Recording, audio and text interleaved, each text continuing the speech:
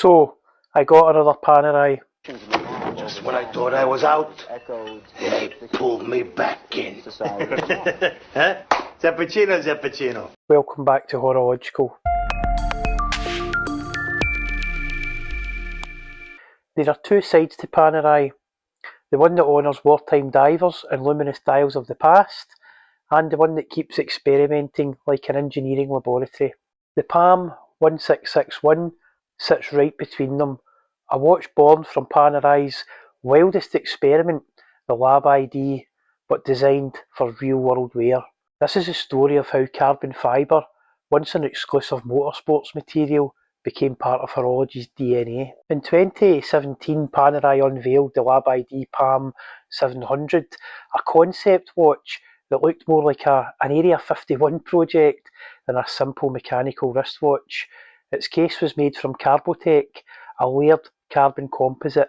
Inside, a movement engineered to run 50 years without lubrication. Plates, bridges and pivots were coated with carbon and DLC, an experiment in frictionless horology. At $100,000 and a production run of only 50 units, the Luminor 1950 Carbotech PAM00700, the original Lab ID watch, released in 2017, complete unobtainium. The Lab ID wasn't meant for collectors, it was a proof of concept. It was Panerai's McLaren F1. This was Panerai's Moonshot project. Panerai's Carbotech, it isn't merely a design statement, it is a physical expression of motorsport-grade engineering translated into watchmaking. It borrows directly from the logic of carbon ceramic brakes and Formula One monocoques. Introduced in 2015, Carbotech is a laminated carbon composite made by stacking ultra-thin sheets of unidirectional carbon fibre, each bound with PEEK. I genuinely think the Panerai marketing executives have a night out every time a watch YouTuber says PEEK when discussing Panerai Carbotech cases. This one's on me. Polyether ether ketone, a polymer celebrated once fully cured for its thermal stability, chemical resistance and structural integrity. The layers are compressed under precise heat and pressure, forming an anisotropic matrix.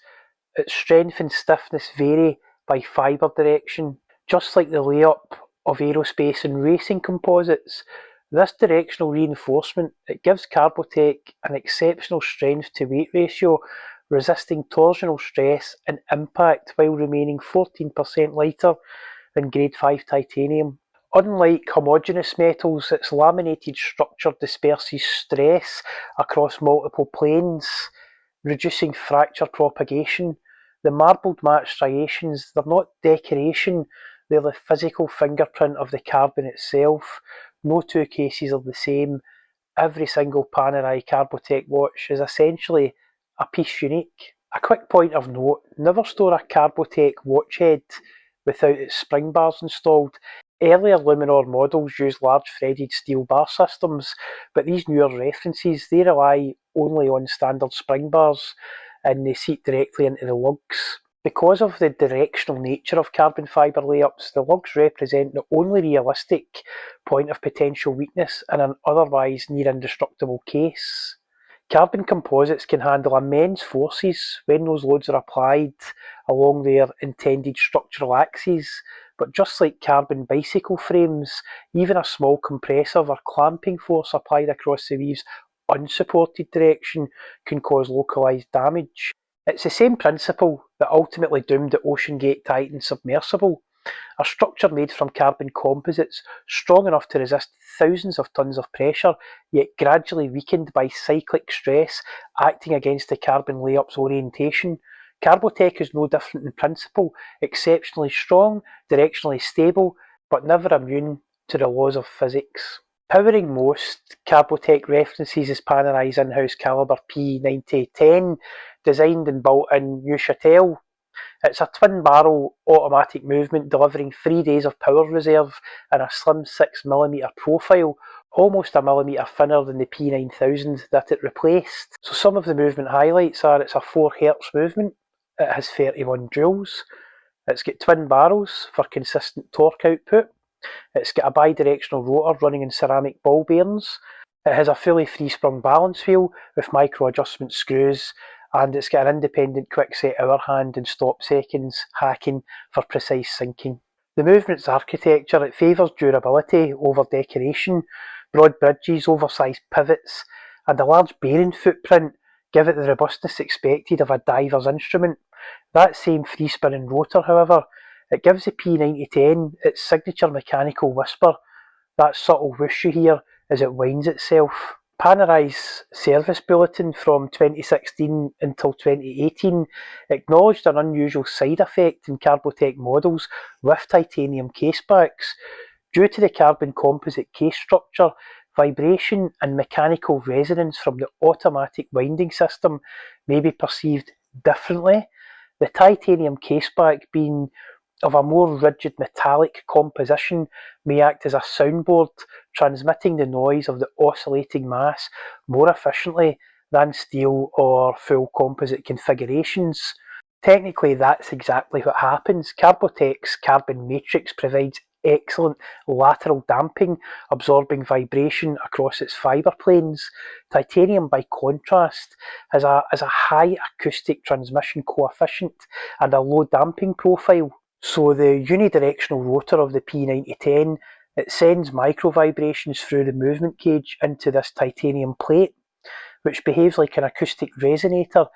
Panerai clarified that this isn't a fault, but a natural artefact of mixed material acoustics, a composite absorber paired with a metallic reflector that in the second production run became a tuned feature to revel in and enjoy. It's a small detail that turns a mechanical function into an audible signature.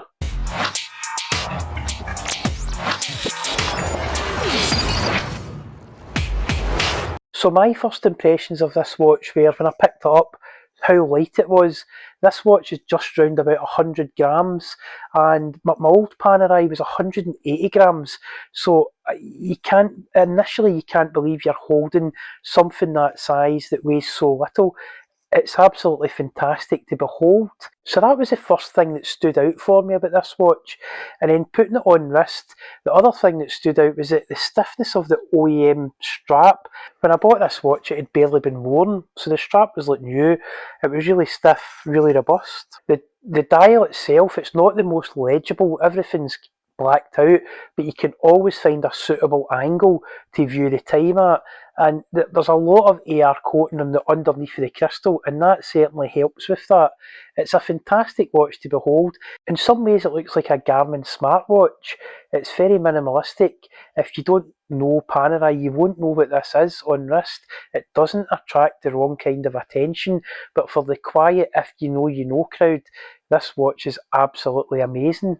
Once that strap starts to mould to your wrist after wearing it for a couple of days, the comfort of this watch is next level.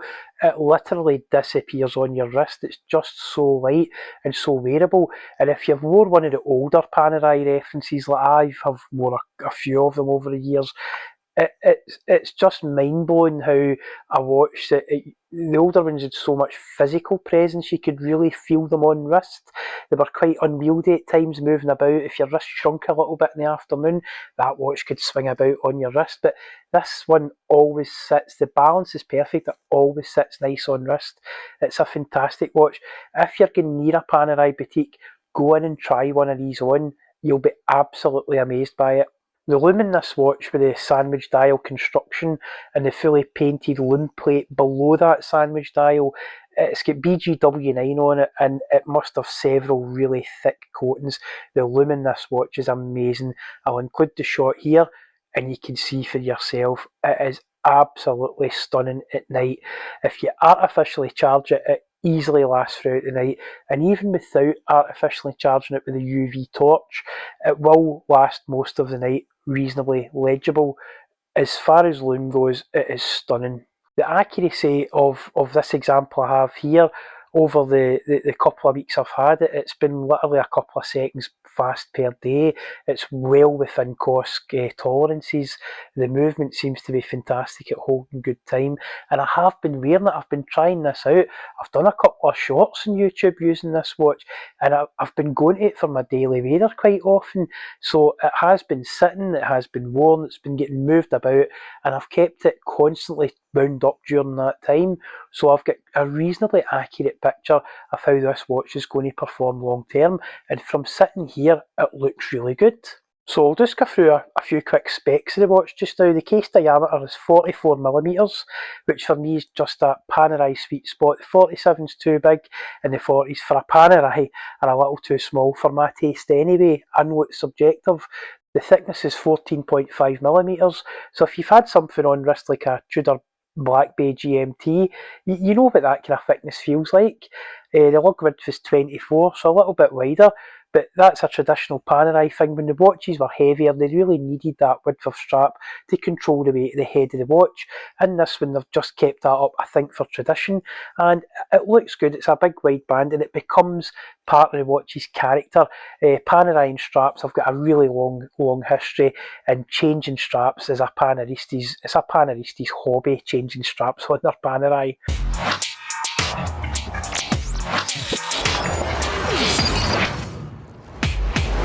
The lug-to-lug is 46mm, so it's more than manageable. There's Seiko divers out there. The one I'm wearing just now is a 47mm lug-to-lug, so this watch sits really nice on wrist. The movement, as discussed, it's a P9010 in-house Panerai movement. This one has hacking. We'll go on to a little bit about that later on.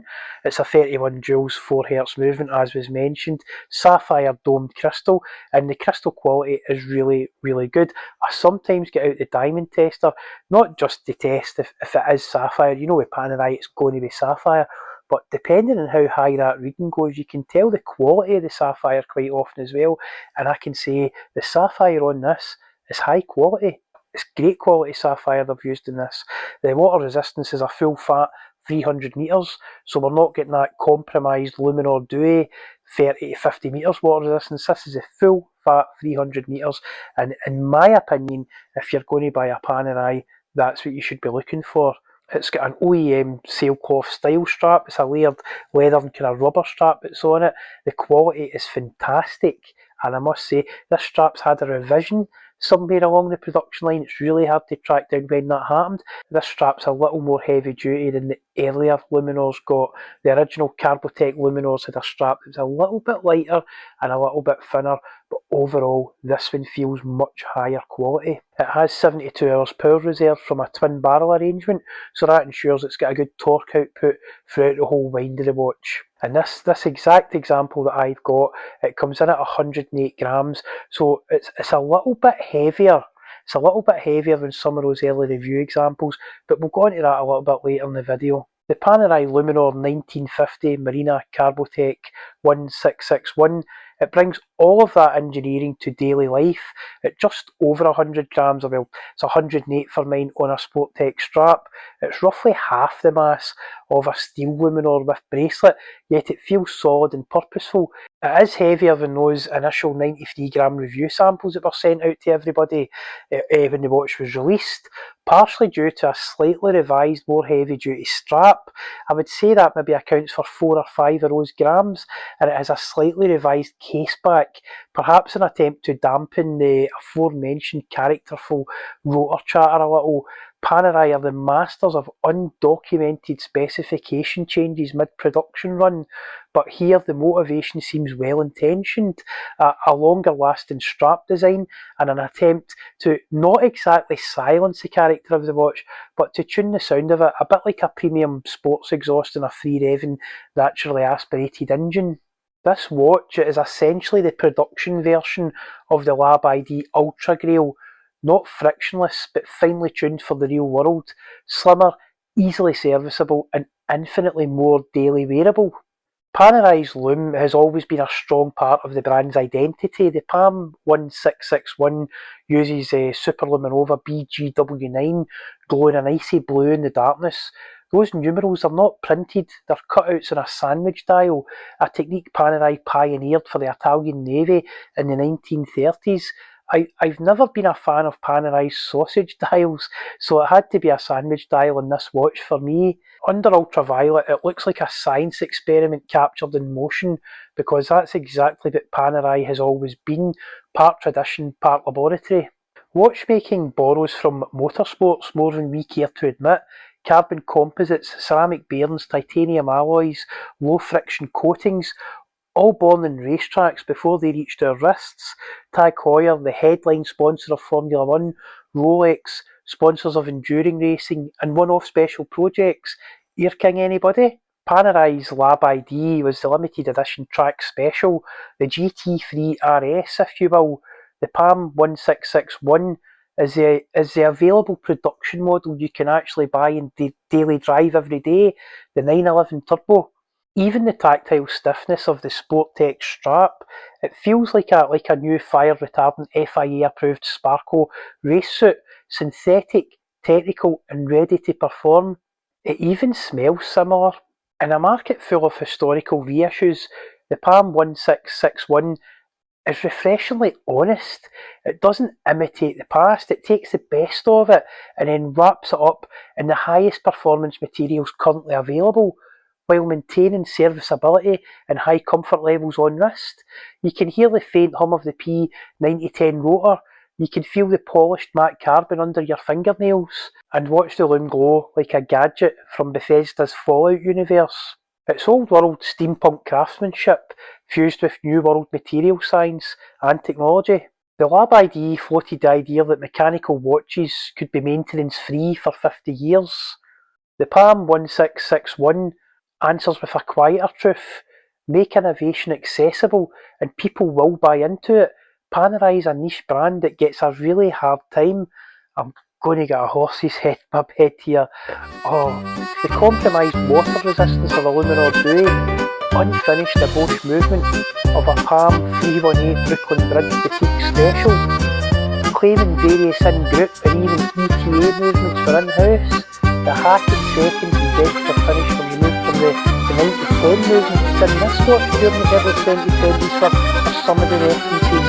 That half time, in these cases, no pun intended, was well deserved, but in the varied landscape of Panerai, there is still the odd standout gem to be found. In road bikes, Pinarello is like Ferrari, refined and just the right side of brash. Bianchi is like Lamborghini, it's full on bull in a china shop. In watches I see Bulgari as Ferrari and Panerai as Lamborghini. In both instances I chose the Lamborghini option. But remember, watch collecting isn't logical, but it is horological.